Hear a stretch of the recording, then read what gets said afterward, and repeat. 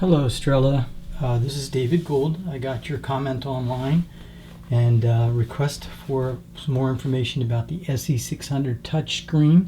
So I thought no better time than the present to jump in and see if we could stitch something out and give you some examples of the screens, the touch screens, and where to go from there. This is my SE600, and there is the touchscreen. A bunch of dirty fingerprints. I apologize. The machine right now is set up with a just some dummy material in there. We're going to just walk through the basics. To the right hand side of the machine we can see my USB stick, which we're not using right now. We're going to take out. To the bottom right hand side, my hand's on the trigger for the power button, power switch. Once I turn on that power switch, the light will light up under here for the stitching, and the main screen will come on, and we'll also see a red button right here, which is going to be our stitch to green when we're ready to go. Now initially when the screen lights up and goes into basically like a display mode here, you just have to touch the screen. When you touch that screen, you will hear a grinding noise, and the needle will center itself down on the bottom. You'll see it shake. So you don't want your hand underneath there when you're touching that screen, because it's going to move. Additionally, it's going to do it again when I press the OK button. That just moved and centered. Before the initial one takes the needle, you see the needle kind of move back and forth and center into the middle of the Q foot. The second one centers it in the middle of the frame. And as you're looking at your frame, you can see little marks on the one that they give you in the box on the frame. That's where it's going to line up. Now we can change that later with the touchscreen, but that's just how it sets up initially, okay? So as we're looking at the touchscreen with what comes with the SE600, we're going to have choices of existing patterns. We're going to have some more. We're going to have some letters, kind of like monogram letters. And then we're going to have more text type of letters to move around. That's where we're going to go into probably here. And then we'll have some shapes on the side here if we were going to do a shape. So it's kind of stuck in the hoop right now, but you can see when I did a demo in the past here, a circle shape with letters, monogram sized to the inside of it. See it right here in the corner? So I did this already with the touch screen. You'd be able to do the same after viewing that video, or if we're going to follow some of the stuff we're doing right now. So let's go back to the touch screen. If I was going to do USB custom programming, there's a USB symbol. I would need to put the stick into the side of the machine, and then I could pull up those files. So that's pretty much what we're going to be using right now for our setup. So you mentioned that you had gone through the basic first screens and then kind of got stuck. So let's try going to a screen. Let's go to our letters, our text. When I touch on that text, I can see a couple things going on. I have a couple different fonts. I can also see up at the top that I'm on one of two. That means there's another page, which if I come down and press the forward button right here, we're going to move to the next page. We can see it looks like we have a different language and ability to be able to use those. In our case right now, I'm going to go, I can use the back button to bring us back over to, let's just say we want to use a standard. Here's the one that looks like I used the last time. So now once I hit the font, you can see I'm all in capital letters right now. A couple things that we're looking at. We're going to have sizes down here in the bottom. That's large, medium, small. As I'm going to pick a letter, let's just say I picked a letter, my initials are DTG, okay? So we're going to push D. As soon as I press that letter, you can see a couple things. This turned hot, so I can change the size of the letter. And if we look up here, we can see the size of the lettering to be able to make sure it fits inside the hoop that we're using. And we can see the hoop that we're using. The little hoop that came available with your Brother SE600, the little round one, won't fit the letter size that I picked there, the D, in a large setting. So you can see it jumped over at this point. It would either flash and say you can't do it, and then you just need to touch the rectangular one. But in this case, I'm going to press the medium. So we can see right now I have the choice of either one of those. I'm using the larger rectangular one right now. Now it's a rectangle for the hoop, but I can only do 4 by 4, 4 inch by 4 inch for the size of the actual embroidery. Okay, that's the limitation of the machine, and it can get tricky with alignment, but let's not worry about that right now. Let's just get you where you can get something to type out or stitch out rather. I think that'll be enough for now. So right now I've just got a D. Look at the top right about here, if we can see with my finger, the D. But I want to be able to do DTG. So to move on, right now I can see I'm one of 4 screens. So I'm going to need to move forward this button here. And now I can see that I'm getting the rest of the alphabet with the capitals, but I can also see smaller letters here, right? So maybe if I wanted to go down into, let's just say I wanted to go to a smaller, let's try printing my name. And I'm going to go into A. Now I'm going to look over here. I need to go down so you can see the forward, because I need a V. Gotta head forward again. And there's my V. Now in my case I can hit backwards. I can push I. And then I'm going to hit backwards. And I'm going to push D. Okay? So now at that point I can see that I have a medium size for my sizing. It's fitting right now. Let's say I hit the large. Let's do small and then go large. When I hit large, it won't even let me put it too large because it's too big. It won't even let me go there. See, I go small, medium, because it won't fit. So at this point right now, I'm going to put it on medium. And then I'm going to press set. Now when I press set, you can see what it's going to look like roughly in the screen in hoop. Right now it's going to go across David, okay? And then the question just becomes, currently the hoop is set for dead center, but I may have a situation where I want to be able to put that David off center, all right, just wherever I want to custom make it go somewhere. The move button right there will allow me to move it. Now the size button, let's do it. Let's hit move, and now watch, I can move. If I press and hold it, you see the way it moves up? That's actually going to print or embroider at the upper side of the hoop. I can press it here, bring it down. Wherever I set it, that's where it's going to come out, okay? If I want to go back to center, just hit the dot in the middle. You can see the physical size right here of the medium setting, okay? I'm going to leave it as it is. But something that's kind of important with these machines is, you see where it says size? Got to be careful with that. The reason is because if we increase size, watch what happens. The number of stitches are not going to increase if I go up or down. Okay, so that may not seem important until you actually do it. If you try to take a bigger size and then make it a lot smaller, let's say I go right here and I start going smaller, smaller, smaller, smaller, smaller, it still has the same number of stitches in it as when it was a large size. At some point the machine's going to bind up, right? It's too many stitches. Take that in reverse and we would actually find ourselves where we were not enough stitches, and you would actually get gaps. You know, it wouldn't look good because it'd be too many, all right? I'm going to try to back out here, hit OK. I don't know if we're going to be able to get back to a standard size on that or not. Okay, I know we were at 16 and change, okay, so I'm going to bring it up a little bit bigger. I'm watching right here. Oops, sorry, going the wrong way. Okay, so I'll just leave that. I'm watching right here for the size millimeters, and they, for some reason, they like it is easier to work with measurements with the millimeters, so it is something to get used to. If you're used to inches, you can do conversions on Google. That's the easiest way, okay? We can make other alterations here, but I'm going to stop. I think that's enough for the minute, just to get you going.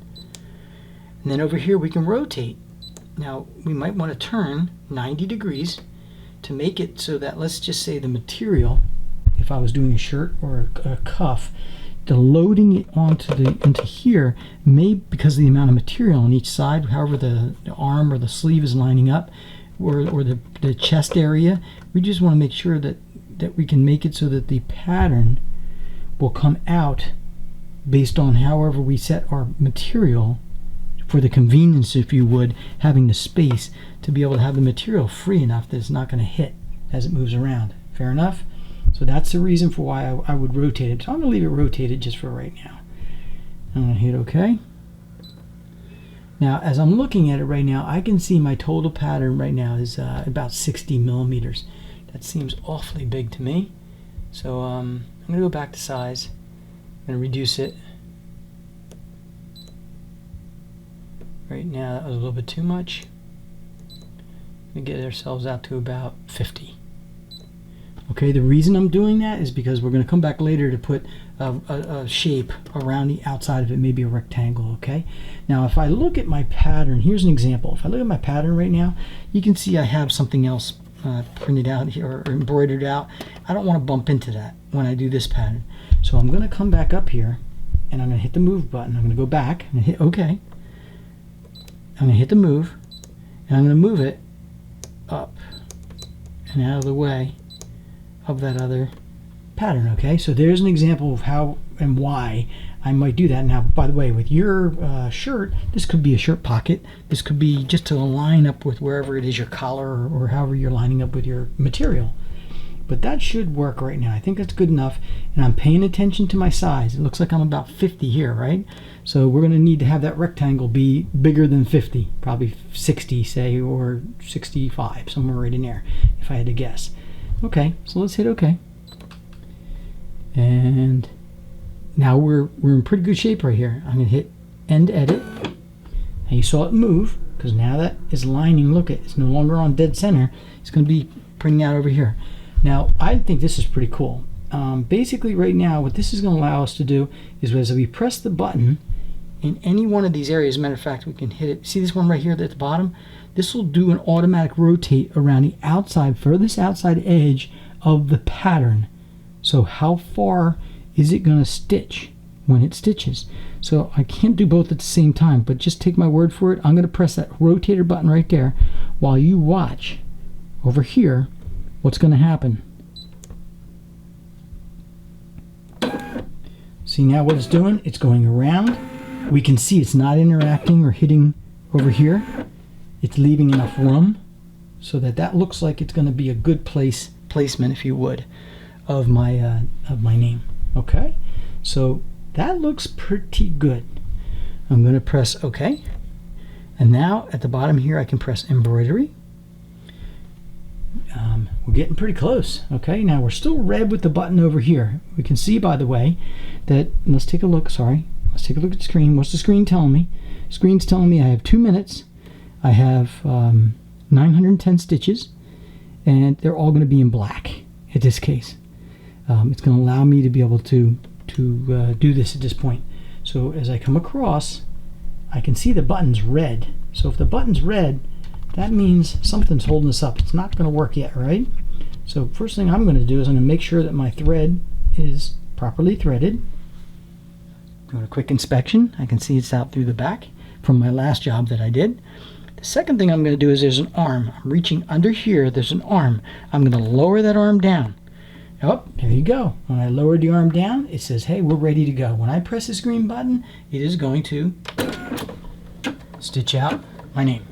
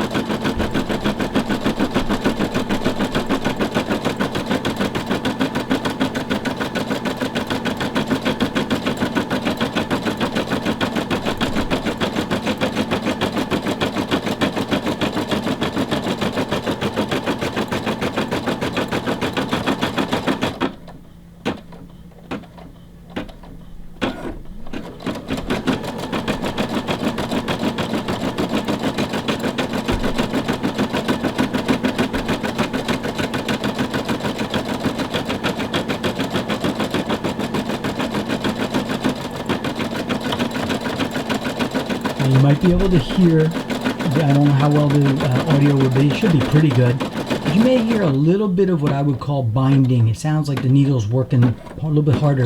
Remember when I made that lettering smaller? By making it smaller, it has the same number of stitches as the larger setting, the medium setting in there. So it's actually kind of working pretty hard to jam that many stitches, but it should make for a nice looking pattern because it's going to be nice and tight. The stitching will be nice and tight. This is just a sample, but you can, I'm going to stop talking. You can hear, particularly as it comes together, watch your fingers if you do this, particularly where it comes together where there's already been stitching. You'll hear it kind of just a little bit, it just sounds like it's working a little bit, laboring a little bit more. It's okay if it's a little bit. You just don't want that to be a lot, because it will, you know, bind up and you'll nest up if you get too much. Like if you took a large letter and jammed it down into a small setting by adjusting the size instead, that's going to cause that to happen. So that's why you would pick on these machines. That's why you pick small, medium, and large for your letters, and then do your size adjustment as minimal as possible.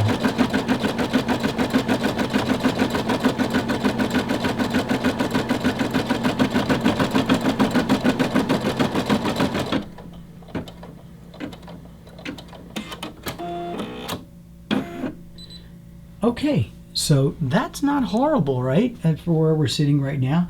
So now the next question would be, there you go, we just finished a pattern. We would be able to take that out and clean up the stitches and the edges, and I think we pretty much finished what you were asking for. When I did the prior one with the circle around the outside, another viewer was asking about how could we do shapes, for example, framing around it. In this case here, let's just see what it might look like if we came back. Now, by the way, we have to use the back button. See if I can get the lighting here a little better. We have to use the back button. I'm going to use this one right here. Okay, and that's going to take me out. It's going to take me out. And it's going to ask me, do I want to cancel this? Am I done? Yes, I'm done. Now, I would like to do a shape. I would like to do a rectangle. We already got a bunch of rectangles. It looks like I have 3 choices, right? I need to use the forward page for my next choice. Those are pretty fancy. I think I would rather just have that one right here. That might be a choice. Or, by the way, if I hit forward, it'll go back to 1. Or maybe I like a heavier one. I like number 2. So it's a touch screen. So I just touched number 2. Notice I can't put it in a small hoop because it's too big, and it's pretty big right now. That's actually huge. But let's just see what happens when I go into my choices here. I'm going to press set, and now what do we have to do? We have to rotate this. So I'm going to rotate 90 degrees. I'm going to go back to OK. Boy, oh boy, oh boy, my size is really big right now. I'm going to need to bring that size down to about 55, right? So what happens? I can't. I'm going to just try to see if I can shrink it down here. I need to bring this down then. Let's say we bring it down to... We were about 50 some before, right? So let's just say we go to 62. I'm going to go about there. All right. Now this is still on center, correct? So we're going to need to move this. I'm going to hit OK. I really wish I could make that a small, medium, large. It's not letting me do it, so it's going to probably put these threads in pretty thick. But let's just see what happens. Okay, the idea being, the idea being that you can see the choices that I'm making here, and that what I need to do right now is I need to kind of get that rectangle to align around the outside of the David, right? So I'm going to come back over here, and I'm going to press End Edit. And now I need to bring that, remember how we brought it over before? And what I'm going to do is I'm going to line, if you watch on the David here, I'm going to line that needle to the center of the David, to the middle of it, because then it's going to do the rectangle out around the outside of it, okay? So as I come into here right now, I'm just hitting this button here, tap, tap, and we're going to watch the needle. Whoops, too far. I'm tapping the other one. I would say maybe one more up. Right about there, might be pretty close to center. It's automatically on center between the name because that's where, you know, the center of the hoop. But now we're on center with the David, right? I'm going to come back to here. I'm going to test by hitting this tester right here, and I'll be able to hit this button here to see how it's going to go around the whole pattern. Now I could just check the outer edges. I can pick individual areas to check. So for example, if I wanted to see the bottom left, I can press that one right there, and that's where it's going to print the bottom left. If I wanted to do the top, that's where it's going to print there. If I want to see where it is in the middle, I can see right now I'm pretty close to the D. There's the edge. So it looks like the actual pattern itself. That's pretty much right. That's pretty close to what it's going to end up being. And that's going to take me back to center. Okay? So let's do it. I'm going to hit OK. Sorry about that. Hit OK. Brings me back to the embroidery here. When I hit embroidery, now because I left everything down, the green light is ready to go. We should be able to just press the button, green button, go. And let's just see if we can get our rectangle to go around the outside edge. Oops. Now, okay, what happened right there was the thread, because I carried it over from the last time, it just jumped out of the needle. It didn't have a long enough feeder, if you would. So I'm going to rethread back over here. I have to lift up my arm. I'm going to hit this button to cut the thread on the inside.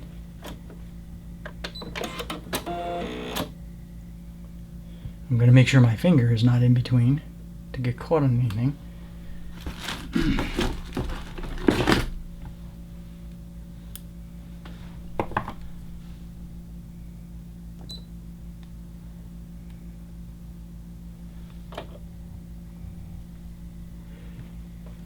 I'm going to release the back. You can see the red lights back on the inside here, and I've already pressed the cutter, but I'm going to take and make sure that this is loose. See, the thread's free on the inside.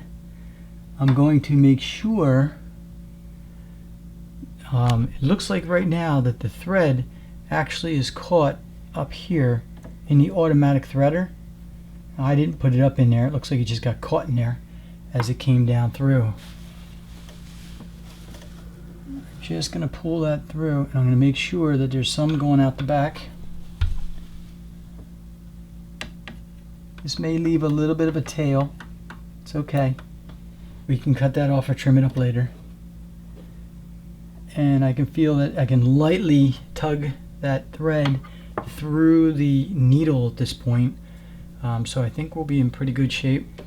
If it doesn't work, we're just going to rethread it, take it out, and start again with rethreading.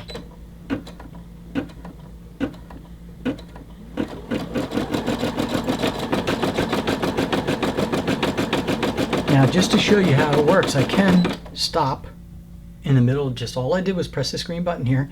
It stopped. I can trim that little piece that's about to get sewn in. I can trim that piece out of there so it does not get sewn into the pattern. Always be careful anytime you stick your fingers underneath there. But you can see there's a little piece of thread there. I just took it out. All I do is hit the green button again. It'll restart right where it left off. If I did lose threads, I can back up and go through how to do that. Actually, you know what? While I got your attention with the screen, I'm going to do that. I just press the button again. All it does is stop the pattern wherever it was. But let's just say my thread did break, which it didn't, so we don't have a gap.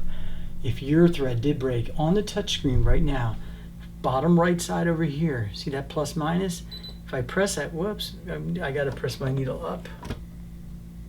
All I did was lift the arm up, needle is down, press needle, it's telling me what to do. Okay, what it's asking me to do right now is the needle, when I push the green button, is still down in the pattern. I need to get the needle up. You got to get it out of the pattern in order to be able to do any alterations. That is this button right here. So this one cuts the thread down below, so we can restart. I'm going to press this button, and see the way the needle just came out of the pattern. It's still threading, there's still thread in there. It's not cut because I didn't push the button for that, but it got it up. So it's above the Q foot here. So now, when I come over to here and I press this button here, I can go backwards as minimal as 1 stitch. I usually use about 10. But if I do that, it'll back the pattern up for the missed stitches. Maybe 1, 2, 3 at a time. You're watching the green right here. So if your your thread broke and the stitching continued stitching, let's say it went for 5, 10, when it's moving, it goes 10 stitches pretty quick.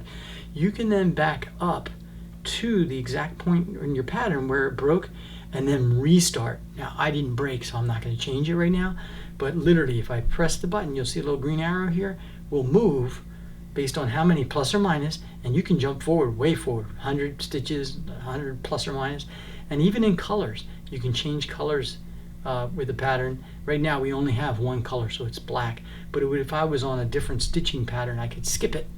For example, if there was a 3-color pattern, I could jump a color. You see, David, why would you do that? Well, let's just say if I didn't want to put a color onto a pattern or a name or something, I just wanted to stitch out a part of 2 parts of a 3-part pattern. Here's where I'd be able to skip that color or that part. You would just stop when it goes to the color change, and I would just push the plus, and it would move me on to the next embroidery step. And at that point, when you're in a 4 or 5 color pattern, it allows you to be able to work with that. So that's another thing the touchscreen does. If you've never seen that, that's a little more advanced, but it's pretty cool. It's good that they got it. So at this point right now, I'm hitting it back on. I'm lowering down my arm again. I'm back to green on my light. Press my button. And I'm going to stop talking and let it do its rectangle around my name. Basically, this is just going to be a frame.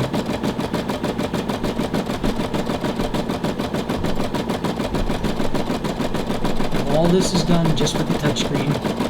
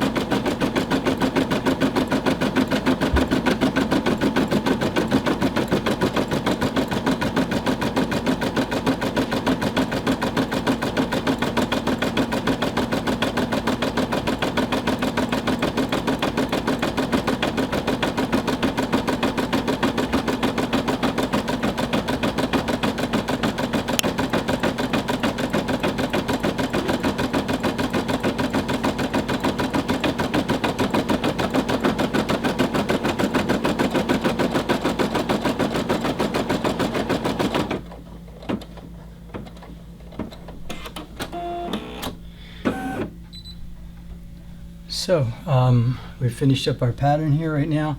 I'm going to lift up, release it out, and it looks like in my case right now I'm not on center with the David, but you get a general idea of with some better planning on your part with the moving, how this would be a little bit further to the right, but it gives you an idea of how your lettering and the shape might come together. Let's take a look at what the other one did in the past here.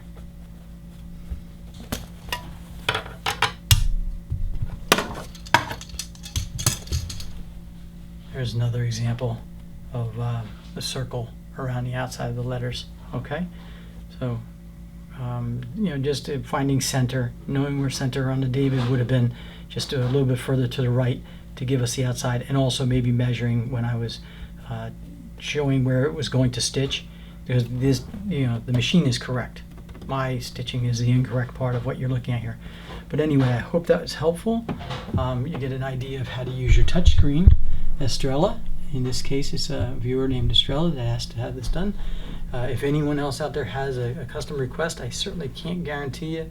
It is starting to get busier in my life right now, but I will make every effort here to try to get back answers to you if it's possible, so that you can get the most out of your Brother SE600 or similar type embroidery machine. So be blessed all. Hope everybody's safe out there. If there's anything that we can do here, I can do here, please feel free to put it in the comments below. And of course, liking and sharing always helps, because that's what's going to make this all happen. All right. Once again, David Gould, signing off for Estrelle's How to Use the Touch Screen.